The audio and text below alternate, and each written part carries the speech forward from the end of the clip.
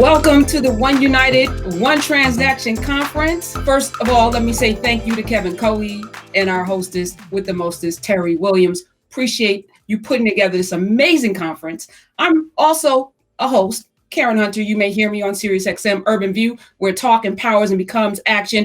And happy Juneteenth, everyone. This is a day not just about freedom. It is also a day of reflection, a day of remembrance, a day to remember who we've always been, who we were. Let's remember Robert Church. Let's remember Annie Malone, who begat Sarah Breedlove, aka Madam C.J. Walker. Let's remember Mary Ellen Pleasant. Let's remember Mary Lena Walker, who begat people like Terry Williams of One United Bank. And before all of them was Mansa Musa, the wealthiest man in the world. So Black people have always had an understanding of money. We've always understood how to create and build wealth. Even after that 400-year interruption in our progress, we still figured out how to create hundreds of so-called Black Wall Streets all over America. These were thriving communities where people were self-sufficient, where they didn't depend on any government handouts. With the scraps from Massa's tables, we built communities that to this day were thriving. And then we had 100 years ago, of course, the decimation of Black Wall Street. Today is Juneteenth. It's a celebration of the end of bondage, but it's also an important day to remember a few things. We didn't just get here because of deficiencies in our character, that we didn't understand certain things. We got here because there was a willful, pointed drumbeat of decimation of our community. There are reports that say it will take 228 years to close the wealth gap. This is why the net worth of a typical so-called white family is 10 times that of a Black family, why a Black woman who holds more degrees, Black women, more degrees than any other group in this country, are saddled with 22% more debt, and why the largest Black-owned bank in America has 10 times, 20 times fewer dollars than its Asian and Latinx counterparts. And today we're going to get some answers about why that is. I want to introduce my partner in power today. She is the author of a book called Color of Money, Black Banks and the Racial Wealth Gap. Let me welcome the one and only Mehrsa Barran. Welcome. Thank you so much. It's really great to be talking to you again, Karen. Listen, your book changed my life. You know, for so many times, I might have been in the camp of like, let's just pull ourselves up our bootstraps. We've done it before. Look at Black Wall Street. Look at Rosewood. Look at Eatonville. Look at all of these communities we've built. We did it before. We could do it again. And then I picked up your book and I read it during the pandemic because we had time. And there were a couple of chapters that stuck out. So let's start with the notion of the wealth gap and the New Deal for white America. That's chapter 4 in your book. Because I think that's where it really started. You know, a lot of people in this country will say, well, you know, my family came here with nothing, with $2 in my pocket, and my great grandfather, and we made it. Why can't you? Tell us why. This is one of the myths that I think I try to debunk in the book, this idea that you can leave the system of credit and banking and federal policy intact, and you either alone or through your community can accumulate wealth, work hard, save your money, and close the wealth gap, or gain riches yourselves. And of course, it does work in individual cases. But what we do is tend to take these individual cases, these exceptions, and make rules out of them. If you look at means and medians, the average American, their assets are their homes, their education, something like a 401k. And across every income level and education level, the Black and white racial wealth gap is massive. So at the high end, it's about 20 to 1. And at the lower end, it's about 10 to 1. So what you'll note is the higher income you go, the higher up you go in the income scale and the education scale, the larger that gap is. And that is because the history of racial segregation and racism embedded in market values, in housing values, in neighborhood values, in employment values, right, has sedimented those racial wealth gaps. And unless the sort of structures are changed, individuals can sort of beat the odds, but the odds are the odds. And I think this is what I try to break down in the book, because it's not that what I'm saying is, don't work hard and don't, use community empowerment to, as a means of protest, as a means of really getting changes. But let's not lose sight of the fact that the racial wealth gap was created through federal policy, enforced by law. It was explicitly racist credit policies that created where we are today. You don't even have to go back to slavery. You don't have to go back to Jim Crow. You don't have to go back to, sharecropping, although all of that is relevant. You can go back to the financial crisis of 2008, where Black communities lost 53% of their wealth. If you want to go a little bit further back, you can go back to the fact that the civil rights laws, as monumental as they were, did not remedy the system of redlining that we had from 1934 until 1960. Or you can go back to 1934, where those red line maps specifically said, look, this neighborhood is Black, and we are not going to lend to this neighborhood. It wasn't an accident. It wasn't like a correlation. Race was the number one thing used. And that's the chapter I think you're referring to. And until you understand the history, I think, and really the book, I have been hoping that it's white policymakers that understand this. And I think it has been, heated to some extent by them, but you can't just keep shifting the blame and the onus on the communities who did not create this problem to fix it. Confirmation. You know how you grow up, something's not right. You grow up in a Black neighborhood and somehow our taxes are higher, we have less services. Is this on purpose? Somehow you understand that your house valuation is less than the house valuation of the town over that happens to be all white, even though your neighborhood is equally as nice, if not better. Mm-hmm. Is this racist? And in your heart that it's racist, but in your book, you codified that. You made it crystal clear. It took you 10 years, Professor Mercer, to do this. And I asked you this question before because you're my Persian sister. I love you. Yeah. But this, you have you have nothing to gain by doing this. But you spent 10 years of your life proving this. Why was this important? Yeah. There's like an accidental story, and then there's a self-serving story. I think the self-serving story is I was sort of radicalized on Wall Street during the financial crisis, realizing that all banks are public. Like the fact that we were like making money for our bank customers as I was a Wall Street lawyer. And then all of a sudden the Fed swooped in with trillions of dollars, and all these people lost their homes. And I was living in Harlem at the time, and there's just massive foreclosures. And I started writing as an academic about how we had these myths about community banking and about, people and free markets that were just not true. The truth was that there was always a federal superstructure, and we just let these banks kind of create money, and then we support them when they take too many risks. And so I started in my academic agenda just writing about that. And this project started as another example of me trying to prove that point. And I was going to use actually immigrant banks and Black banks as part of that immigrant bank circuit to say, look, how does it work that you have these other communities, and how do they access that system without that federal credit?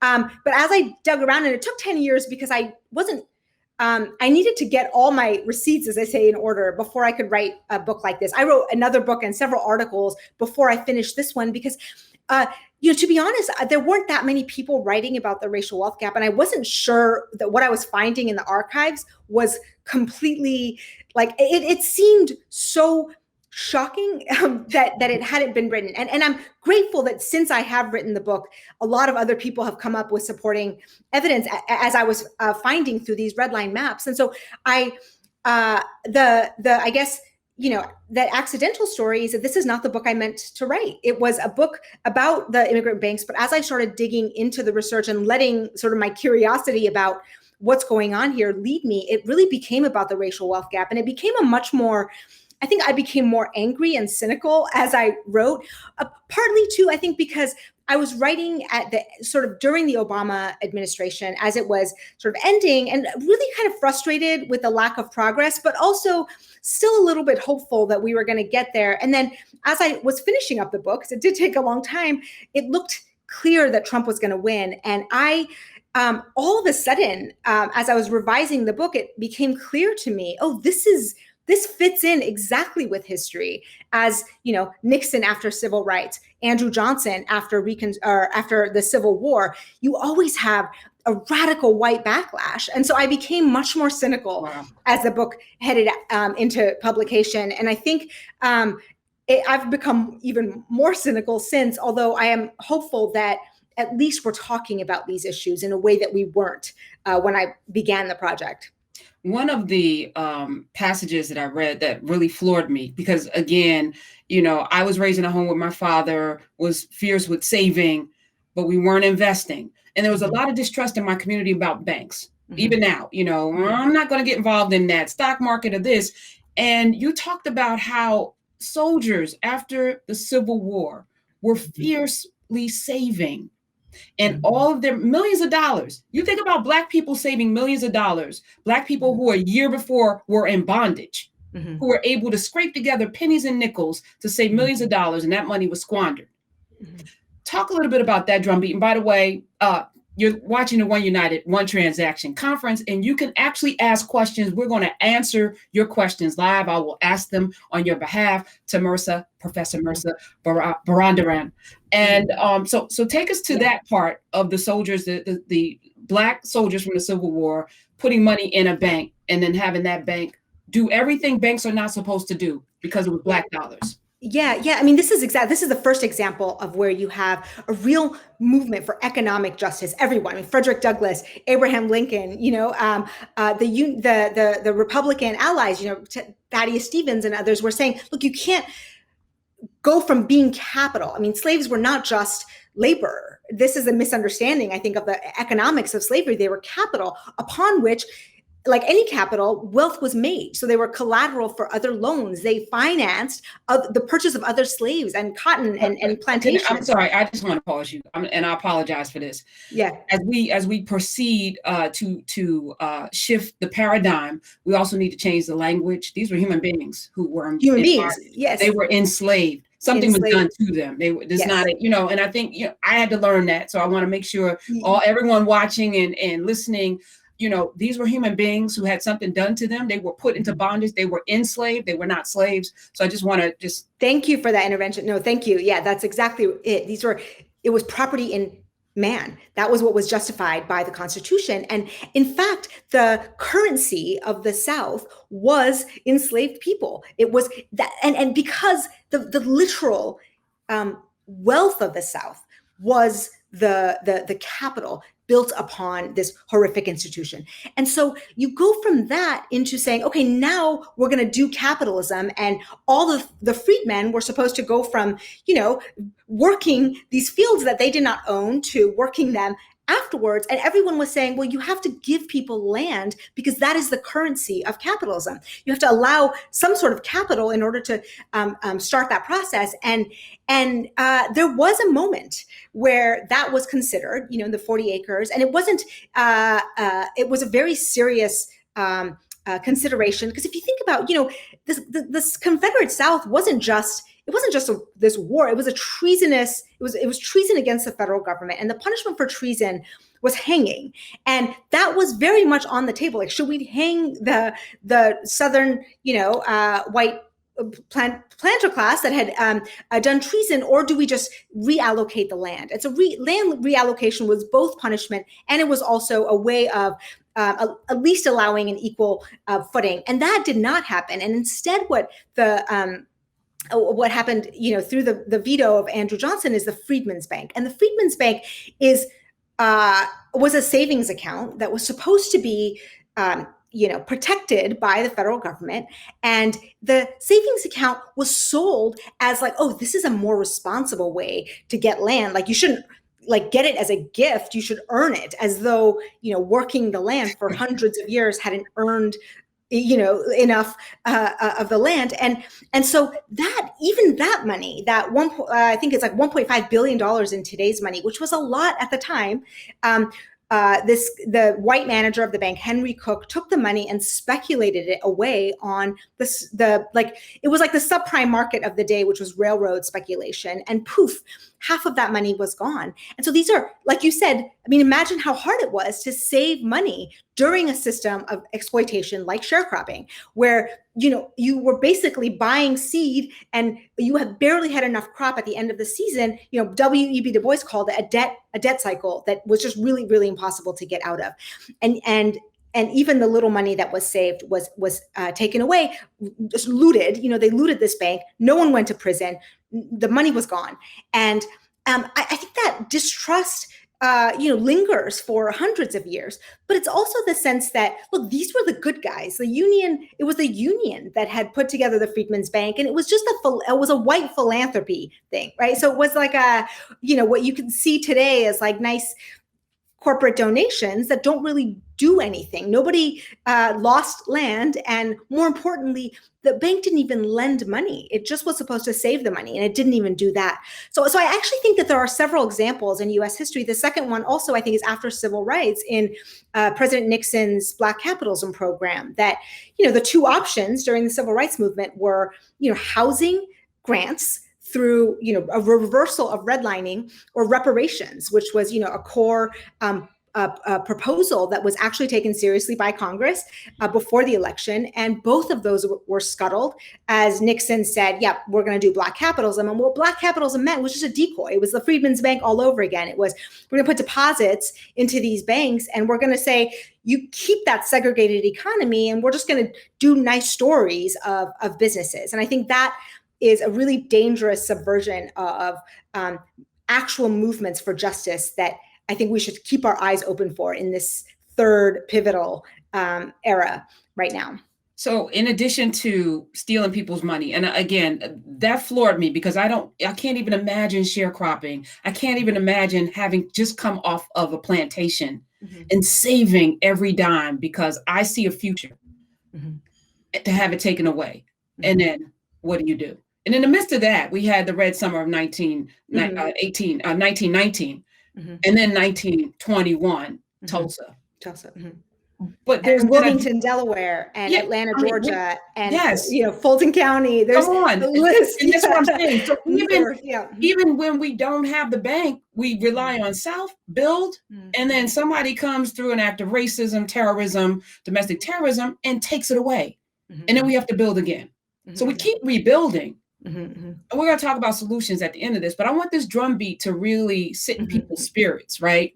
There's nothing deficient about Black people. We've always saved, we've always invested, we've always done for self. We've always pulled ourselves up even when we didn't have boots or bootstraps. The New Deal, that great New Deal that created this middle class, which is Can I say something about violence? Just absolutely. I think the violence is really important to understand. As I was reading a lot of the accounts by these Black bankers and Black real estate brokers at the time, it's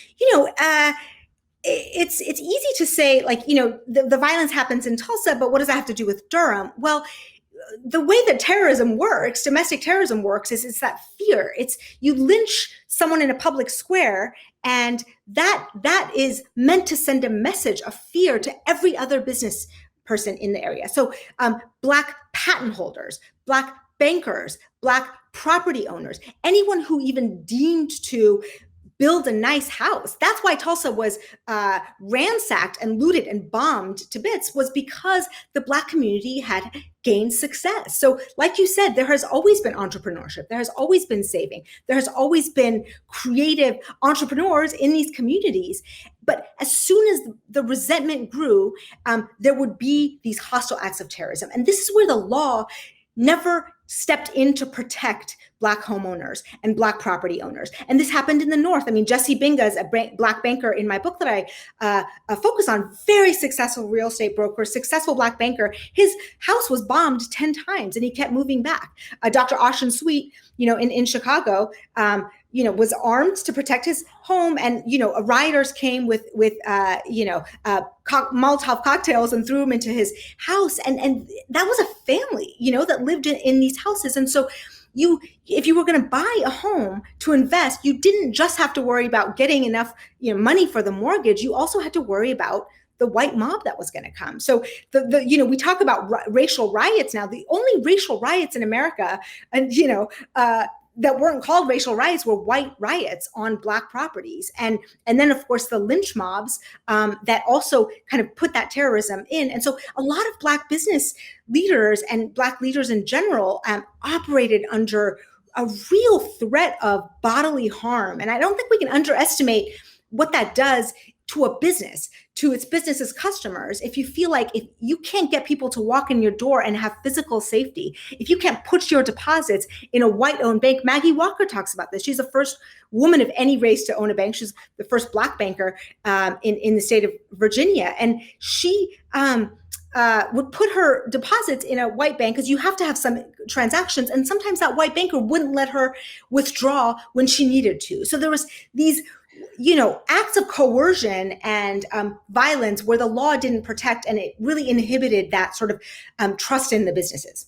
And you even think about Ida B. Wells, who was inspired to, and I say inspired in a way that motivated to go out and talk about lynchings after her friends who had a grocery store that white people would come to because it was so good.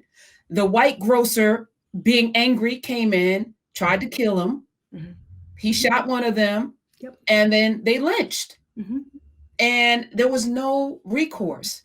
No one went to jail. And that seems to be the story on the heels as we fast forward to last summer and the summer of Freddie Gray and the summer of Mike Brown. All they were concerned about is Black people burning down a CVS or Black people looting their own communities. They care about property. Mm-hmm. Mm-hmm. They want to come in and law and order that. Mm-hmm. But all of these communities that were decimated, they never did. So they don't care about property. They only care about white property. That's right. And if you look at the Ferguson report in Ferguson, Missouri, after the Michael Brown shooting, you look at the way that police department was funded by civil forfeitures, illegal, outside of the law, civil forfeitures, the tickets and the way that that whole like exploitative structure, and so you say, look, you've been looting these communities for years, and we don't call it looting, we just call it, civil fines. But it has the same effect. And I think you look at the way that, the New Deal property allocations work. I mean, that was really there was benefits to, they created an all white suburb at the expense of that Black inner city red line zone. And there was profits gained off of the backs of exploitation. Those patents that Black patent owners did not get went to the white person who stole the patent. The property that, was where the owner was lynched was handed over to white men. And that is property that has remained. And, you look at even Native American property dispossession that, the white men would just take the property from these tribes, and that money stays in that community. It is not, just that person's theft. It goes, it's like a legacy built on that initial theft. And so that's where I think the imperative of justice and reparations and redress comes from. We're talking with, of course, Mehrsa Baradaran. She is the author of Color of Money, and this should be a must-read book in any home. Anybody that's here right now, please go out and get this book because it is absolutely amazing. I want to get back to the New Deal for a second because this notion that America was made great upon this wonderful FDR program that created this wonderful middle class. That but clause, just like the end of slavery but clause, but for incarceration. Oh, now we get to have slavery again. Mm-hmm. This New Deal excluded folk that worked in the fields and people that did domestic work, which were the two jobs that Black people were relegated to for 30 years. Until the 1970s. Black people could not participate in this wonderful program that built a middle class in this country. And we talk about a wealth gap that will take 228 years to close. How big a deal was that New Deal in hurting our progress? It was a huge deal because it wasn't just the, leaving out domestic workers and farm workers, which was purposeful. It was, I mean, if you think about who passed the New Deal, yes, it was FDR, but it was a Southern Democrat Senate that didn't allow a single anti-lynching bill to get passed until Cory Booker just recently passed one. So the Southern Bloc was the stronghold against any civil rights, and those are the guys who passed the New Deal. And so they excluded certain workers. They allowed white unions to exclude Black workers. And they also did not allow this massive $1 trillion mortgage guarantees to go to Black communities. And so that really cements the racial wealth gap into this century. And so it's not just about, look, it's not, when we talk about racial wealth gap, it's not about the assets someone has on their balance sheet. It's also about what neighborhood they were able to kind of gain equity in, their grandparents or their parents, were their parks, were their schools that are funded by property taxes. And then the environmental hazards. Okay, so where do you put the bus depot and the lead paint that you don't remedy, the Flint water crisis? That is not accidental either, because those were in the communities that didn't have that sort of, white suburban wealth that was financed by the New Deal government programs. And so you have environmental hazards being primarily suffered by, the Black community that was left. You have then highways, in the 60s, 50s, and 60s run through the center of those neighborhoods that had been built, even despite, right? So all of the exclusion, people had still had built neighborhoods. And then you get that sort of, urban renewal highways that decimated the neighborhoods again. And just this cycle of, businesses leaving the white home with the white homeowners, and really exploitative lenders coming back in. So payday lending, for example, isn't a phenomenon until the 1980s, when banks have just completely left the inner cities and the check cashers and the payday lenders come in. So if you look at the maps of payday lenders, it's where the installment lenders were. This is where the red line communities had been. Those maps have hardly changed. If you look at where George Floyd was murdered, I actually did this analysis. As you look at where George Floyd was murdered, and that neighborhood was a red line neighborhood. It is the highest, it's a banking desert, it's a food desert, it has the most payday lenders in the area. It is an area that is over-policed and under-resourced. It is an area where the schools are, not given the funds. And so you look at this horrific video, and that's the tip of the iceberg. That is the thing that rightfully gets the world out on the streets saying enough. But if you look at the whole iceberg, this is a system of exploitation. And the people not being murdered have been over-policed and ignored and subjected to all sorts of, environmental hazards and police violence and the trauma of all of that that's compounded over time. That I think it's really important to focus on these things. But I think police brutality is just one part of a way bigger historic problem. We're here Juneteenth at this amazing conference with Mehrsa Baradaran, the author of Color of Money. And again, I want to reiterate that this is about remembering just as much as it's a celebration of the end of slavery. It's to remember that we've always been. And this book, again, lays it out factually, historically, gives us the nuggets that we need to verify that, yes, we are in this condition for a reason that is usually government sanctioned, definitely government ignored. If not sanctioned, then they've ignored some things. But also there's a period of hope in the book that I feel like we can hook into to pull us forward to today as we celebrate Juneteenth. There's and it's ironic, I think, 1863 to 1865, right? You fast forward 100 years, you talk about Martin Luther King, who many of us know he was killed, not just because he was against Vietnam, but because he was talking about poor people and having a movement in this country to lift folk up out of poverty. Ooh, wait a minute. That 2-year period where JFK was still alive, talk about that and what was happening and how we can use that as maybe a blueprint for what can happen now. Yes, that's so important. And I think this is, when Reagan made Martin Luther King a national holiday, I think, and uses the one sentence totally out of context from his speech to say, look, it's done. Civil rights is done. That was a speech that Reagan used to make Martin Luther King a national holiday. He says, look, we fixed it. We fixed civil rights. And Martin Luther King, if you look at the entirety of the speech, first of all, and the entirety of his legacy, he talks about my dreams turned into a nightmare a year later. He it was barely just starting. Because if you think about the Civil Rights Act and the Voting Rights Act, that gave no new rights to the Black community that they had not earned themselves in the 13th, 14th, and 15th Amendment. The problem was that those rights were not honored. And so what the Civil Rights Act and the Voting Rights Act do is just say, we're serious this time. It wasn't that serious, but still that the federal government was going to actually enforce them this time, unlike the last time.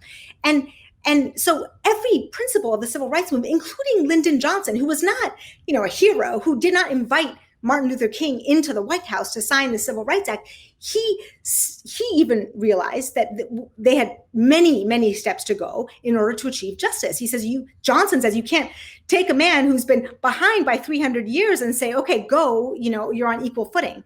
But really, the entire world shifted between 1965 and 1968. So Roger Wilkins of NAACP says, Roy Wilkins, yeah, I knew it was wrong.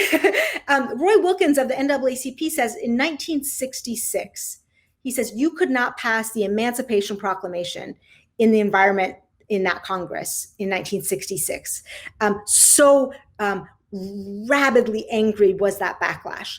And so, you look at who was murdered, and Medgar Evers, Martin Luther King, Malcolm X, Bobby Kennedy, and the Chicago, movements, against the Democratic, the Hubert Humphrey and all of the Black Panthers murdered by the FBI in their homes, and I think moving into Nixon, it's like everything just shifted backwards. And all of a sudden you have white people saying, well, where are my rights? Why, now this is reverse discrimination and busing is taking away my constitutional rights.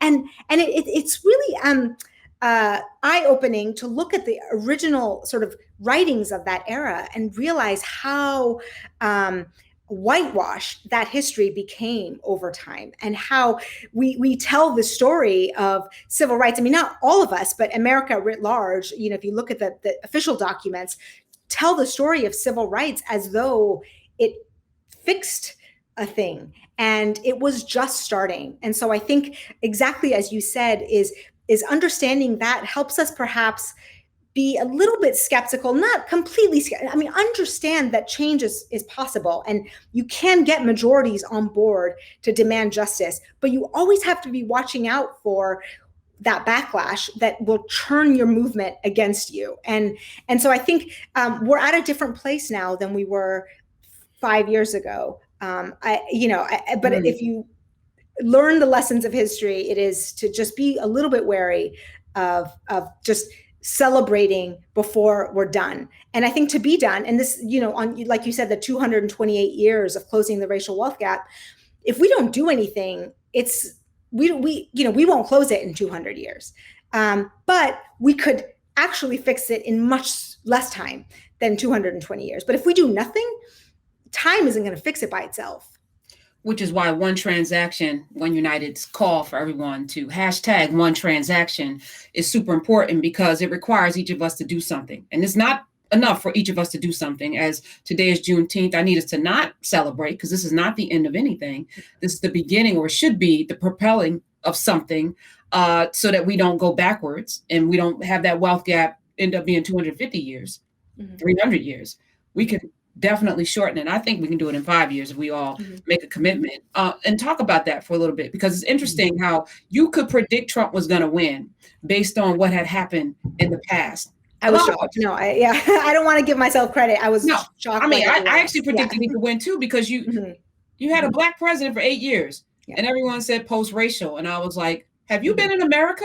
Now, fast forward, people, critical race theory. We don't want to feel bad about being white. So let's ban any talk about actual history. You just told us in the 60s, same thing happened.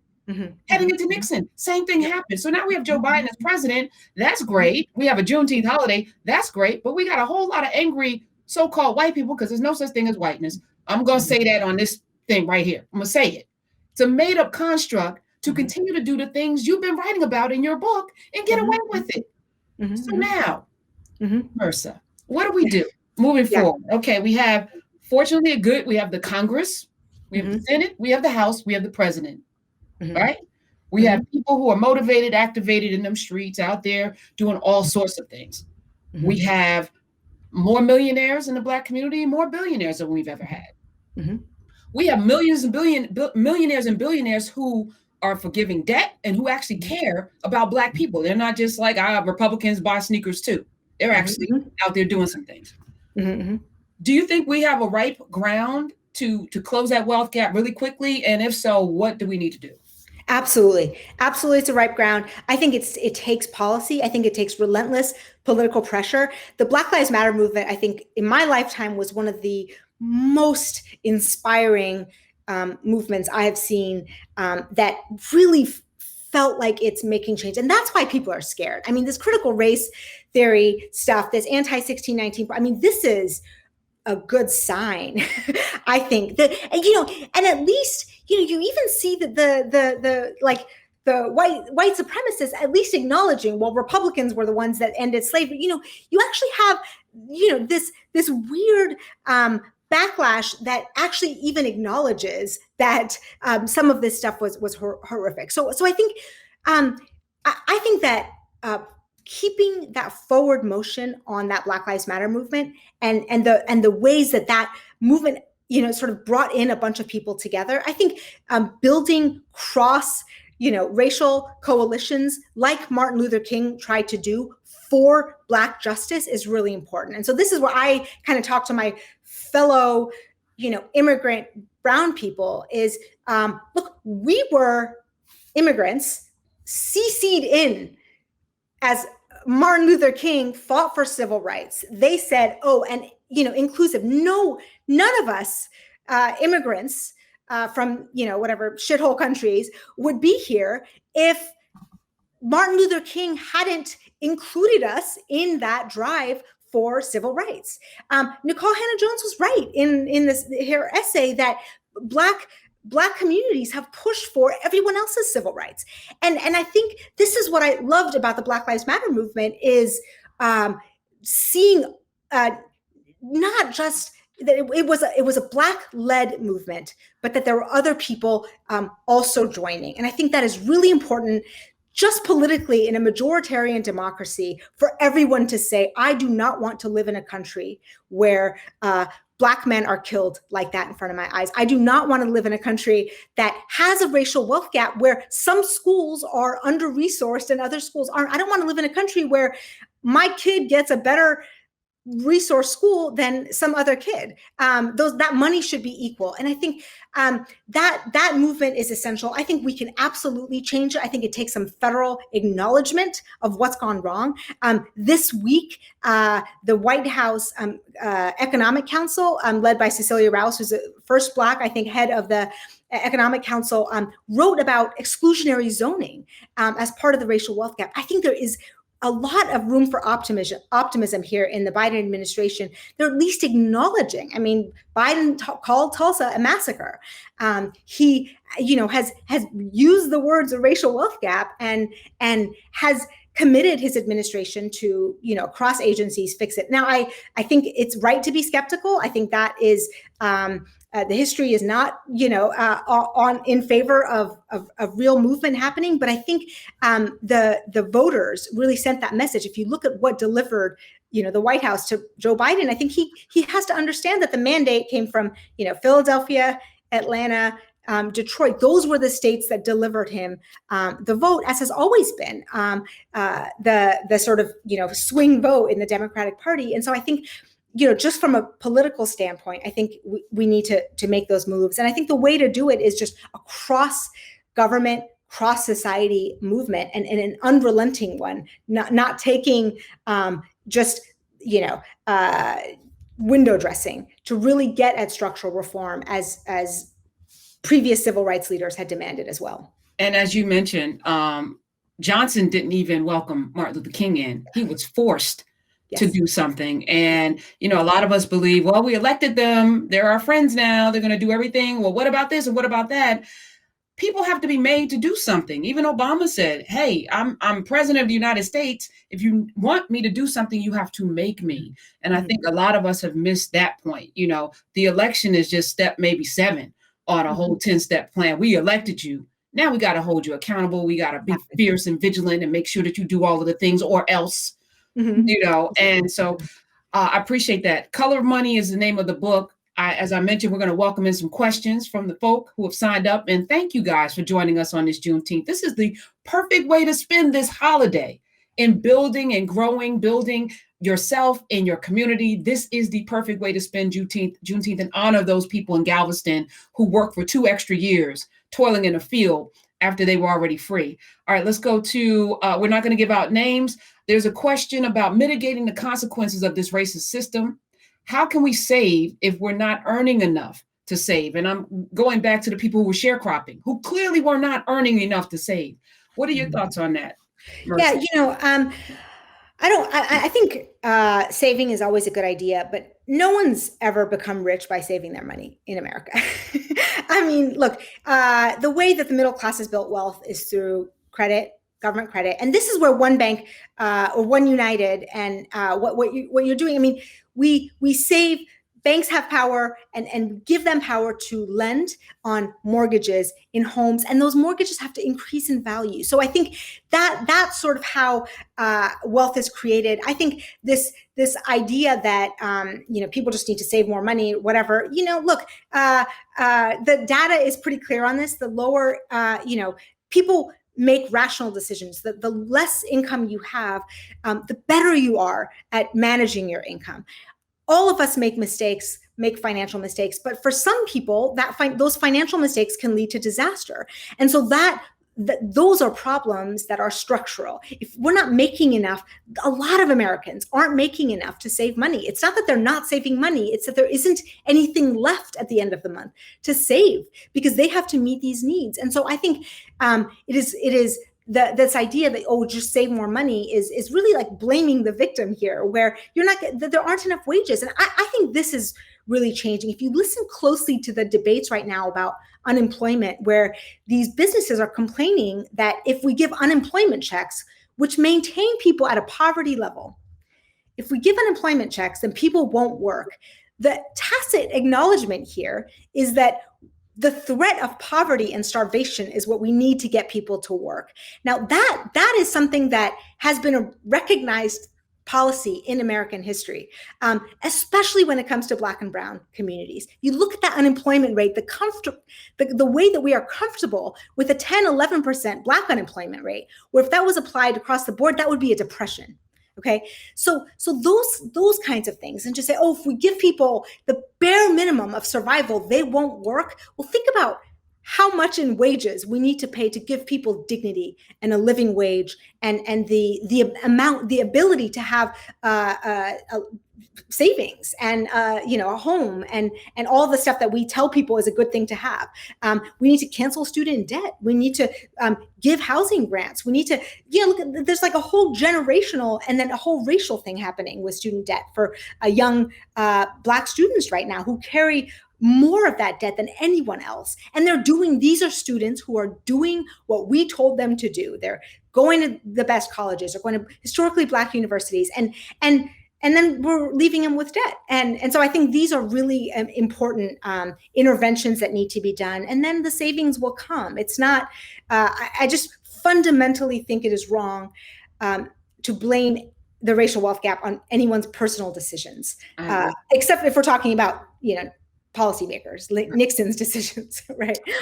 And we should have a basic income. Yes. Also, I just wanted to throw that in there. Another question.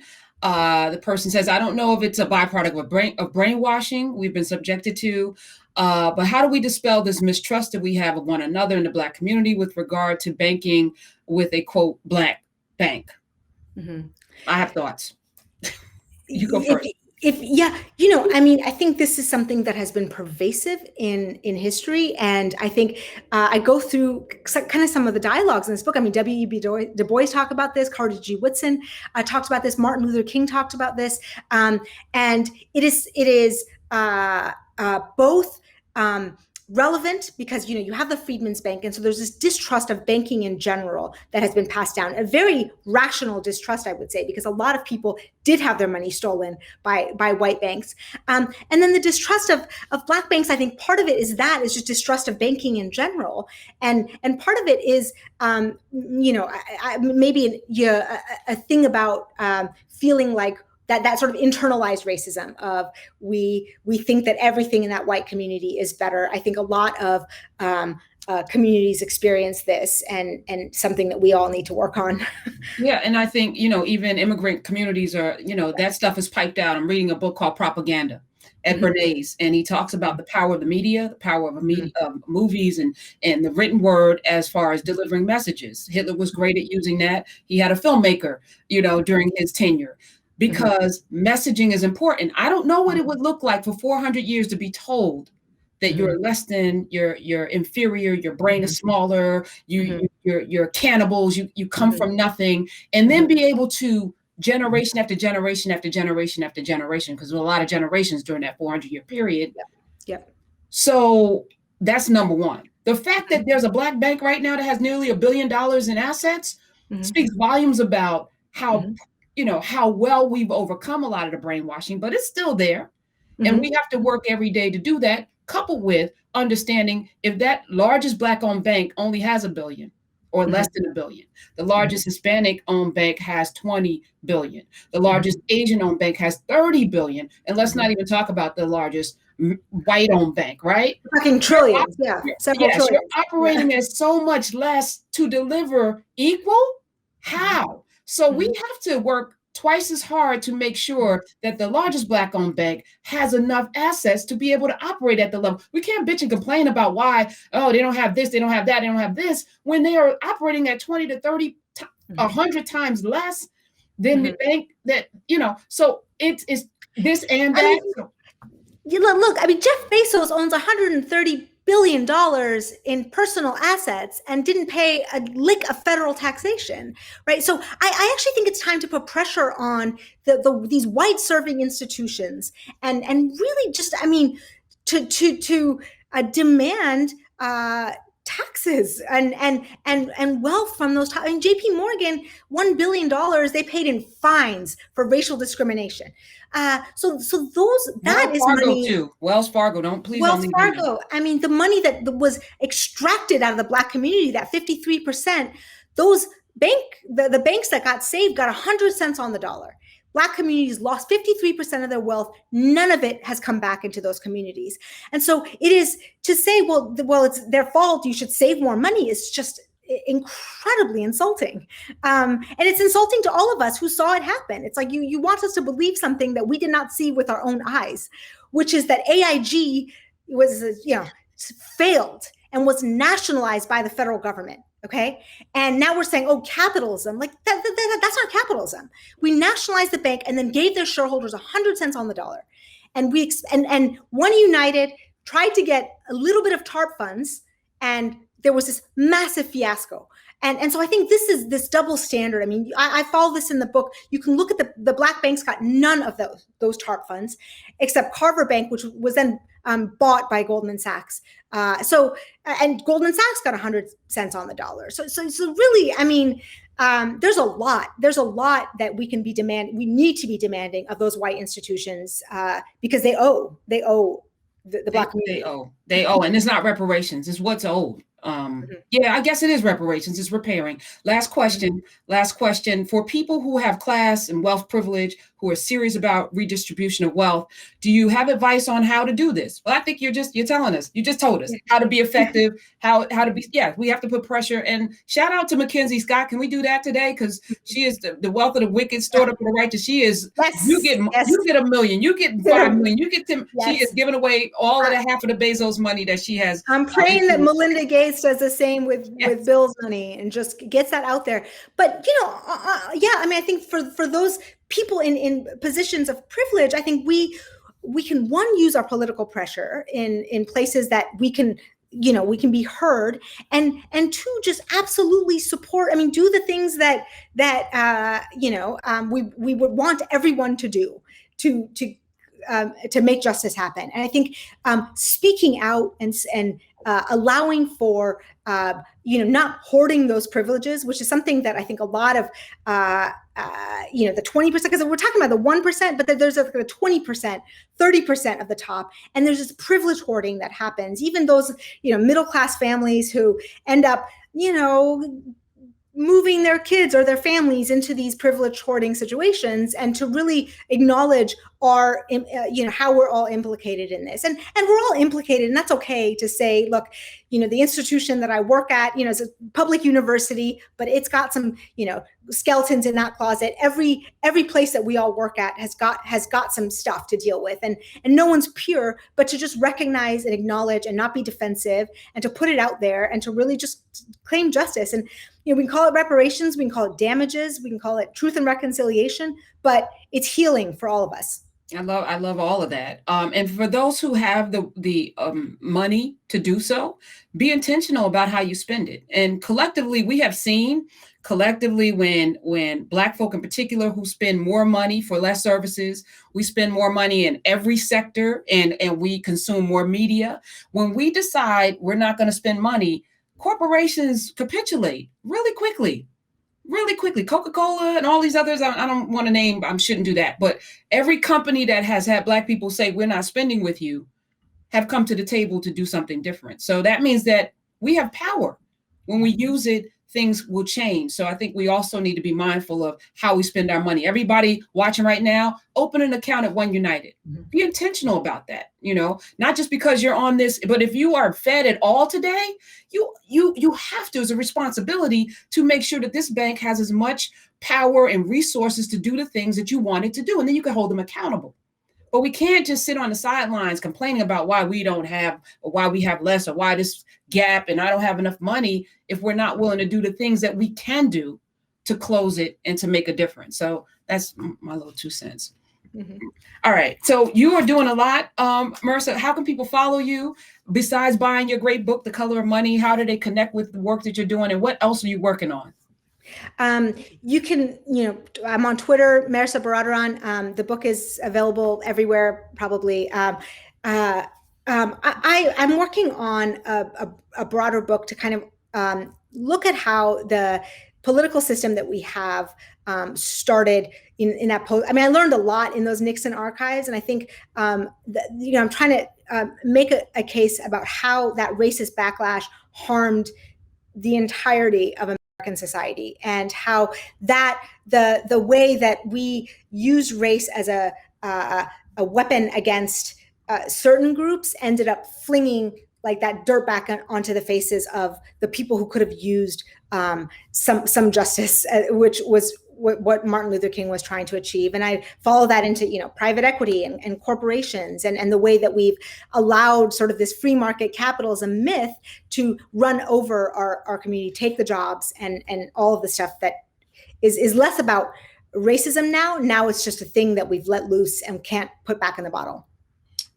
As you're talking, and I know we have to wrap, I'm thinking, there's a bunch of quotes about how racism destroys all of us.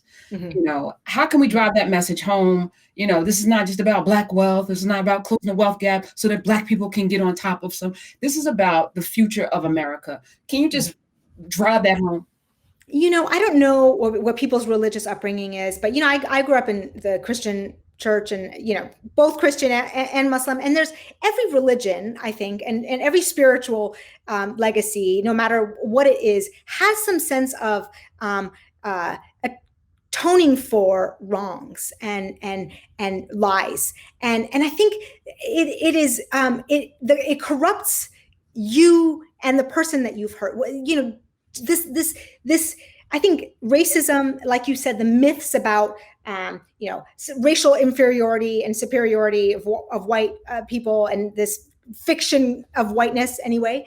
I think this is this rotting, festering thing in the middle of our society. And the way that, these religious traditions look at it is to say, you have to you have to acknowledge it and you have to atone for it. What use the word, you have to sort of give it out into the universe and put it out there so that it can resolve itself. And I think this will really heal all of us. I think we are sick from this, both the anti-CRT. I mean, look at the hysteria right now about teaching American history, and tell me that is not a mental illness. I mean, the fact that these white parents are terrified that their kids are going to learn about enslavement is a really sad and sorry state for people to be in. What are you hiding your kids from? What are you shielding? And isn't it better if we just come out and acknowledge it and free our all of us from this toxic sort of lie that we're trying to uphold?